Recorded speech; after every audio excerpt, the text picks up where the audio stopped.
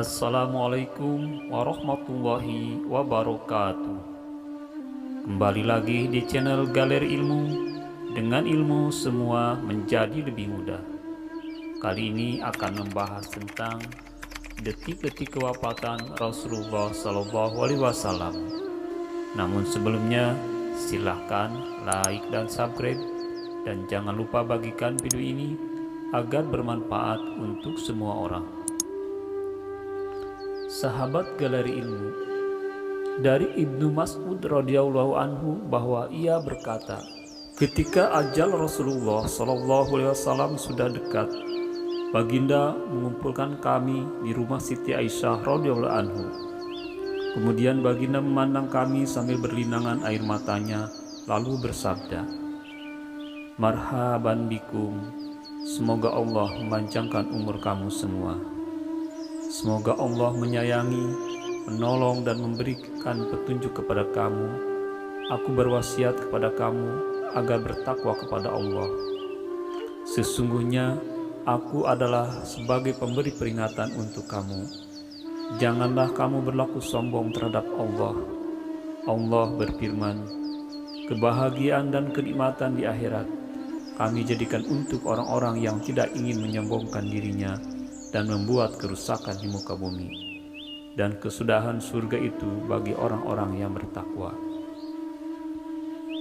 Kemudian kami bertanya, "Bilakah ajal Baginda ya Rasulullah?"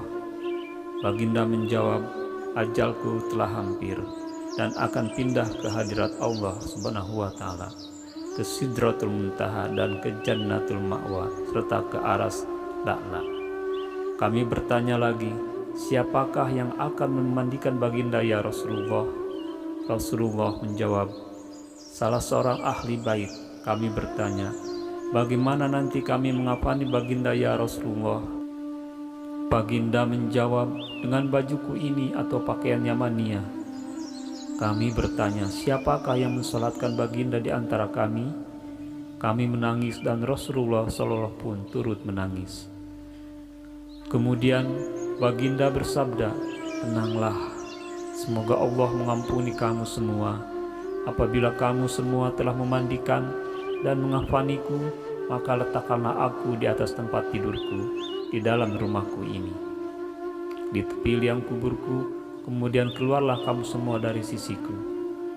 Maka yang pertama-tama mensalatkan aku adalah sahabatku Jibril alaihissalam, kemudian Mikail, kemudian Israfil, kemudian malaikat Izrail, malaikat maut, beserta bala tentaranya.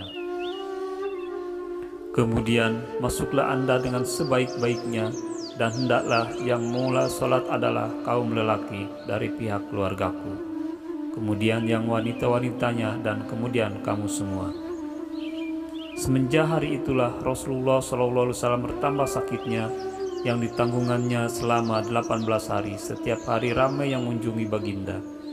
Sampailah datangnya hari Senin, di saat Baginda menghembuskan napas yang terakhir, sehari menjelang Baginda wafat, yaitu pada hari Ahad.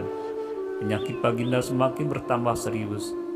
Pada hari itu, setelah Bilal bin Rabah radhiyallahu anhu selesai mengumandangkan azannya, ia berdiri di depan pintu rumah Rasulullah SAW. Kemudian memberi salam, "Assalamu alaikum ya Rasulullah." Kemudian ia berkata lagi, "As-salah yarhamukallah." Fatimah menjawab, "Rasulullah dalam keadaan sakit." Maka kembalilah Bilal ke dalam masjid. Ketika bumi terang disinari matahari siang, Bilal datang lagi ke tempat Rasulullah. Lalu ia berkata seperti perkataan yang tadi. Kemudian Rasulullah memanggilnya dan menyuruh ia masuk. Setelah Bilal bin Rabah masuk, Rasulullah SAW bersabda, "Saya sekarang dalam keadaan sakit. Wahai Bilal, kamu perintahkan saja agar Abu Bakar menjadi imam dalam sholat." Maka keluarlah Bilal sambil meletakkan tangan di atas kepalanya sambil berkata, "Aduhai, alangkah baiknya bila aku tidak dilahirkan ibuku." Kemudian ia memasuki masjid dan berkata kepada Abu Bakar radhiyallahu anhu agar beliau menjadi imam dalam sholat tersebut. Ketika Abu Bakar radhiyallahu anhu melihat ke tempat Rasulullah SAW yang kosong, sebagai seorang lelaki yang lemah lembut, ia tidak dapat menahan perasaannya lagi. lalu ia menjerit dan akhirnya pingsan. Orang-orang yang berada di dalam masjid menjadi ribut sehingga terdengar oleh Rasulullah SAW. Baginda bertanya, "Wahai Fatimah, suara apakah yang ribut itu?" "Fatimah, suara apakah yang ribut itu?" Fatimah radhiyallahu anha menjawab, "Orang-orang menjadi ribut dan bingung karena Rasulullah SAW tidak ada bersama mereka." Kemudian Rasulullah SAW memanggil Ali bin Abi Thalib dan Ibnu Abbas radhiyallahu anhu sambil membimbing oleh mereka berdua. Maka baginda berjalan menuju ke masjid. Baginda sholat 2 rakaat. Setelah itu baginda melihat kepada orang ramai dan bersabda, "Ya ma'syiral muslimin, kamu semua berada dalam pemeliharaan dan perlindungan Allah SWT. Sesungguhnya Dia adalah penggantiku atas kamu semua setelah aku tiada. Aku berwasiat kepada kamu semua agar bertakwa kepada Allah SWT, karena aku akan meninggalkan dunia yang fana ini. Hari ini adalah hari pertamaku memasuki alam akhirat dan sebagai hari terakhirku berada di alam dunia ini. Malaikat maut datang bertamu pada hari esoknya, yaitu pada hari Senin. Allah mewahyukan kepada malaikat maut supaya ia turun menemui Rasulullah SAW dengan berpakaian sebaik-baiknya. Dan Allah menyuruh kepada malaikat maut mencabut nyawa Rasulullah SAW dengan lemah lembut. Seandainya Rasulullah menyuruhnya masuk, maka ia dibolehkan masuk.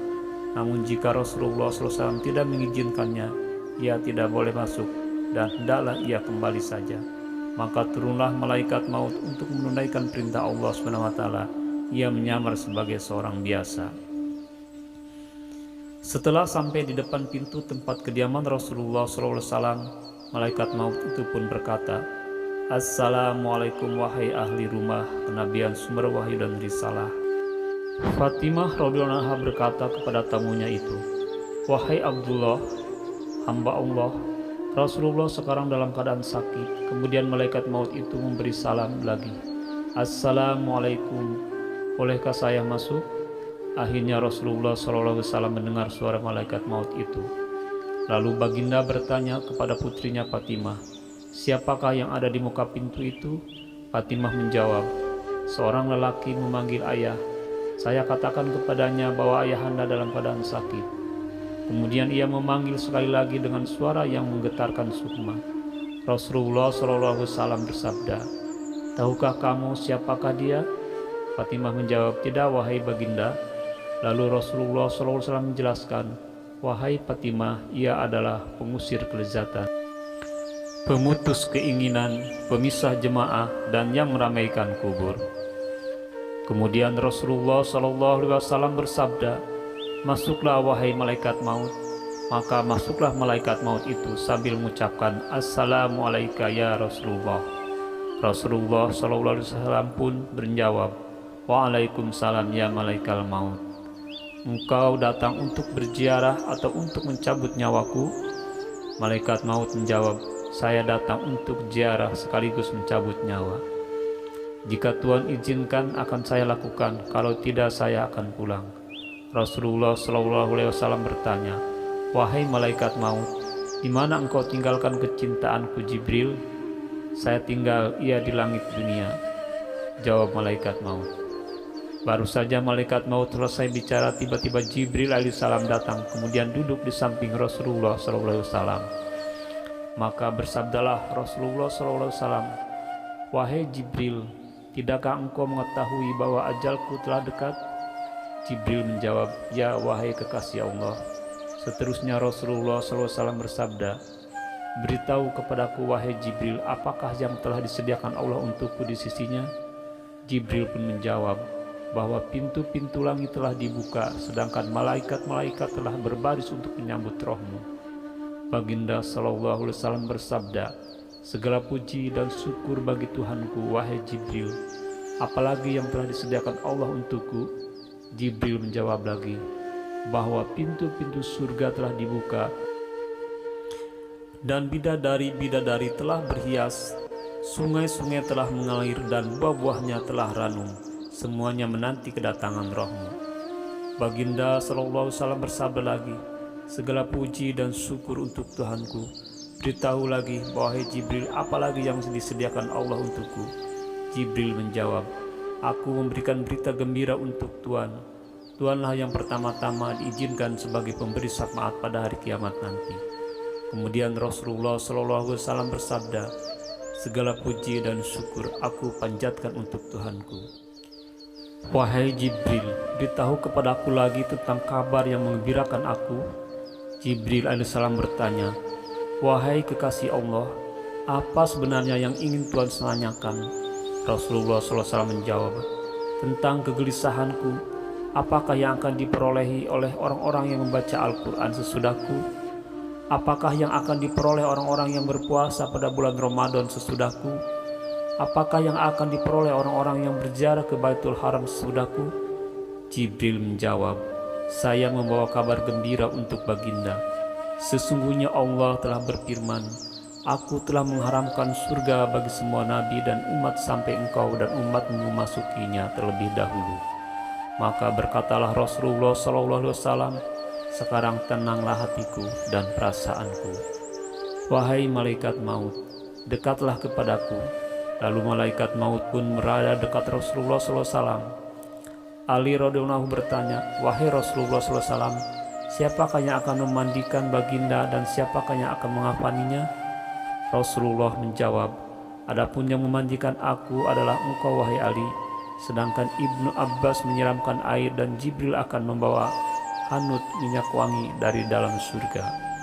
Kemudian malaikat maut pun mulai mencabut nyawa Rasulullah SAW. Ketika roh baginda sampai di pusat perut, baginda berkata, wahai Jibril, alangkah pedihnya maut. Mendengar ucapan Rasulullah itu, Jibril alaihissalam memalingkan mukanya. Lalu Rasulullah SAW bertanya, wahai Jibril, apakah engkau tidak suka memandang mukaku? Jibril menjawab, wahai kekasih Allah, siapakah yang sanggup melihat muka baginda, sedangkan baginda sedang merasakan sakitnya maut? Akhirnya roh yang mulia itu pun meninggalkan jasad Rasulullah SAW.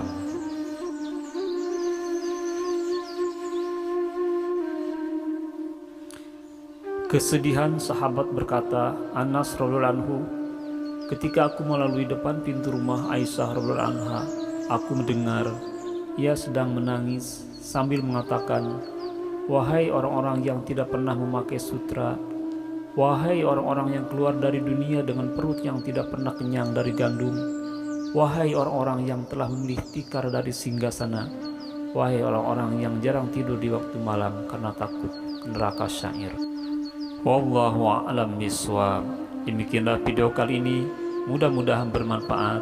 Billahi taufiq wal hidayah. Wassalamualaikum warahmatullahi wabarakatuh.